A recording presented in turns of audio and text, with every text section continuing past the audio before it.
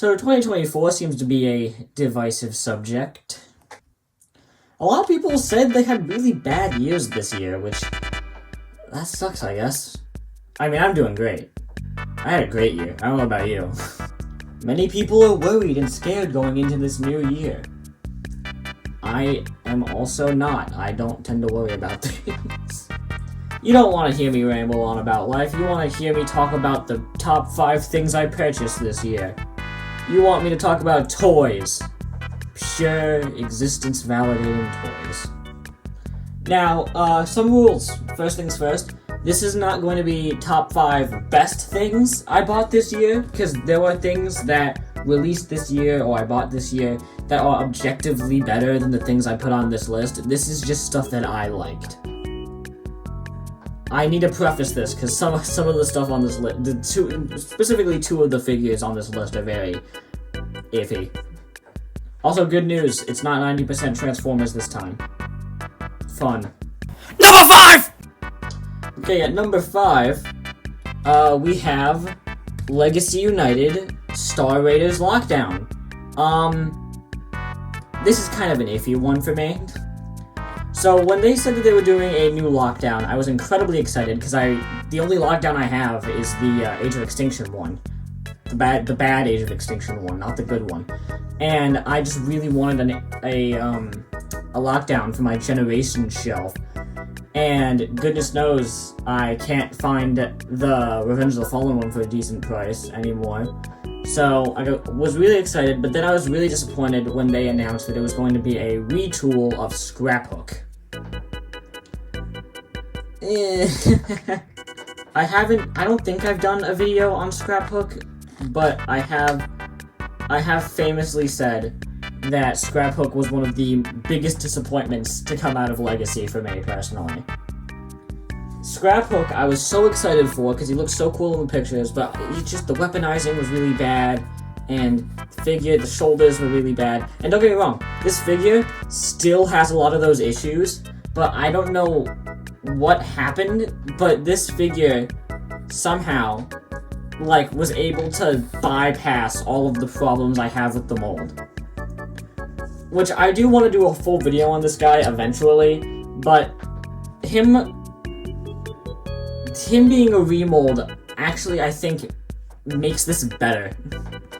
This figure made this mold good for me, and I don't know how that happened.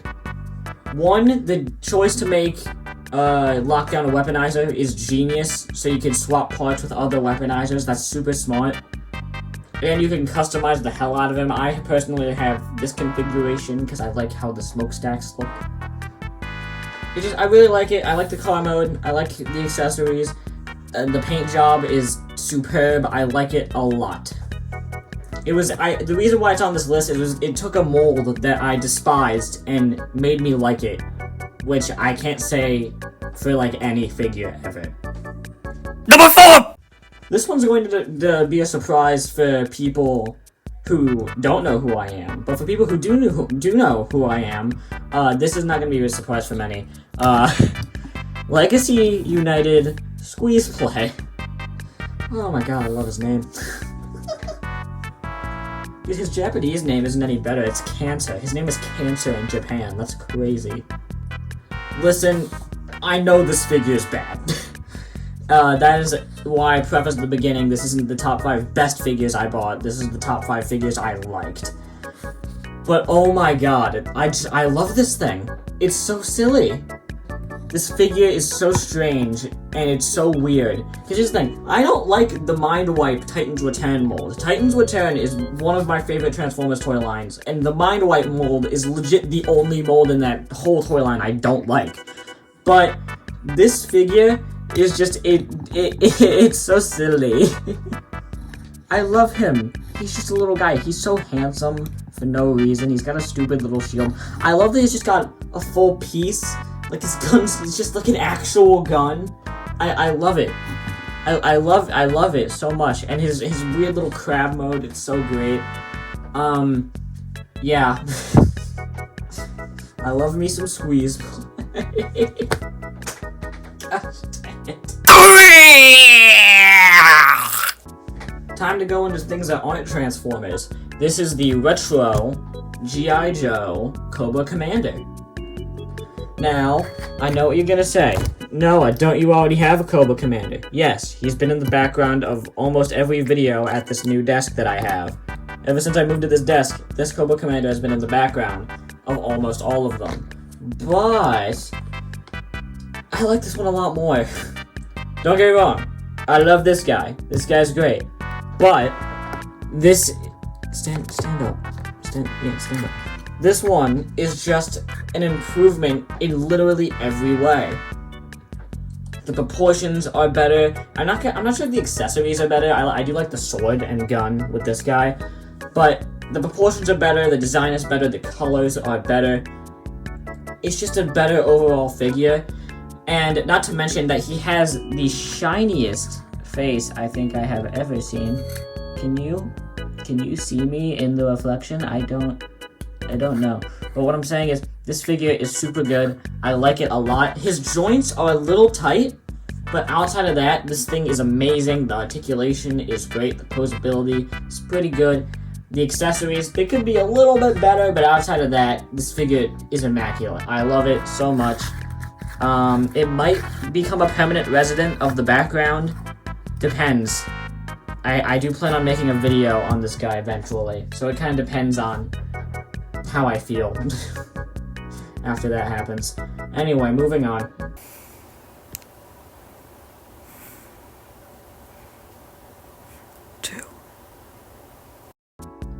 Now this figure is going to be a surprise to a lot of you on the channel, but a surprise to absolutely nobody in my personal circle of friends and family. Family? What the hell? I literally have not stopped talking about this guy since I first read his comics. And I absolutely adore this figure, and that is the Marvel Legends Comic-Con Death's Head. I should zoom out. This figure is amazing. I absolutely adore Death's Head as a character, and this figure captures his sauce better than literally any Marvel Legends figure I've ever purchased ever.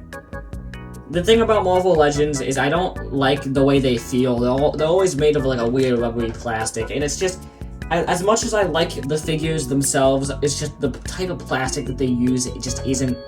It's not what I like. All right, I'm gonna go in depth with this in my next review. But what I'm saying is, Marvel Legends figures as a whole, they have a weird system that I'm not too big of a fan of. Like they use a lot of this weird rubbery plastic that isn't my thing. But this figure has opened me to open my eyes to the possibilities of what Marvel Legends can do. This figure is so good, it made me start liking Marvel Legends. Isn't that crazy?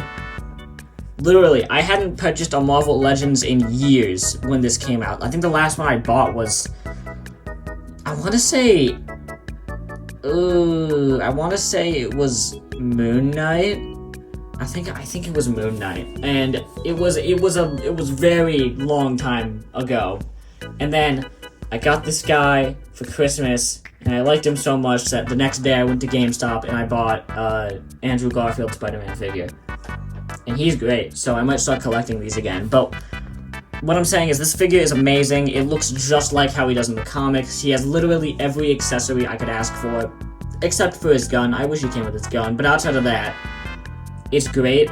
I adore this figure so much. I fully intend on doing a video on this guy in the future, so stay tuned for that. Anyway, so this figure has a lot of sentimental value to me, because I just love the Death's Head comic so much, and he's very good, and I think everyone should own him. Go buy him now.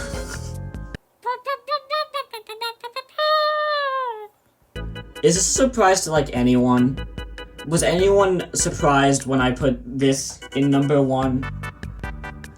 Many people consider this the greatest Optimus Prime figure ever made officially, and I'm inclined to agree. It's better proportioned than MP10, it's much better than Earthrise, it makes the MP44 look like crap. It's just, this is the greatest G1 Optimus that has ever been made officially. Now, don't get me wrong, I still love Earthrise Prime. Earthrise Prime is still gonna be the Optimus on my Autobot shelf. Which kind of leaves me in a pickle, because I don't know where to put this guy right now. But I still haven't figured it out. I've had him for like 2 months already, and I still haven't figured out where to put him. But it's fine. What I'm saying is, this figure is immaculate. It is amazing. The transformation is so clever and fun and smooth. The posability is amazing. The accuracy to the show and movie is great. The accessories, the trailer, it's all amazing. Don't get me wrong, the $90 price tag is a pretty hard pill to swallow, but I paid for it just fine. It was great. It's good. I found this, I think I found this like 2 weeks before it was supposed to come out on my birthday, so that was cool. But I'm just saying, it was very, very cool. I had a great birthday, and this was a great birthday present for myself. Anyway, this figure's great. I love it very much. And that wraps it up. That is number 1. That is the best thing I got in 2024. And 2024 was definitely a strange year for this channel. Oh, I dropped something. I didn't post as much as I wanted to, and honestly, I don't know why. It's not like I haven't felt fatigue in a while. Like mentally, I'm at my best currently. I'm doing very good mentally, which I just wasn't like 2 years ago. I think it's mostly just like I've been busy. Like you've probably noticed, because the Christmas marathon was only 25% of the length that the one last year was. Because last year I posted every single day leading up to Christmas in December, but this year it was just the last 6 days. It was mostly just time. I was busy. I do things. What I'm saying is, I'm gonna post more this year. Of course, there is going to be the semi-annual few months of Noah barely doing anything on this channel, because for some reason I always like take a break in between January and like March. But there will be stuff happening. There will be posts. I do intend on doing another one of those fun animations that I did, like the how to water crabs video I did. I do intend on doing another one of those because that was really fun and I want to do it again. So, yeah, just look forward to that. And I hope you all have an awesome new year. And don't die tomorrow, because because January 1st is the deadliest day of the year. Bye.